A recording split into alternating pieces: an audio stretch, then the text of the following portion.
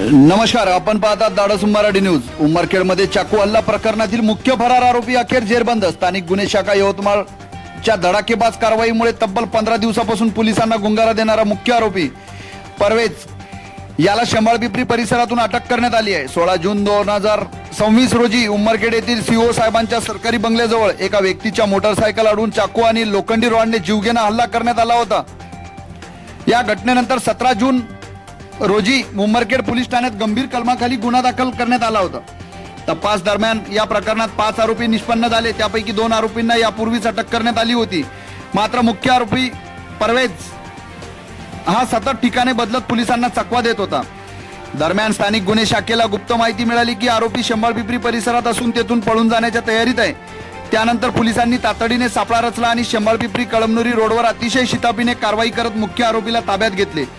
ही कारवाई पोलीस अधीक्षक कुमार चिंता, अपर पोलीस अधीक्षक अशोक थोरात आणि स्थानिक गुन्हे शाखेचे पोलीस निरीक्षक सतीश चौरे यांच्या मार्गदर्शनाखाली धीरज बांडे व स्थानिक गुन्हे शाखेच्या पथकाने यशस्वीरित्या पार पाडली। चाकू हल्ला प्रकरणातील मुख्य आरोपी जेरबंद झाल्याने या गुन्ह्याच्या तपासाला वेग मिळणार असून उर्वरित बाबींचा तपास पोलीस करत आहेत।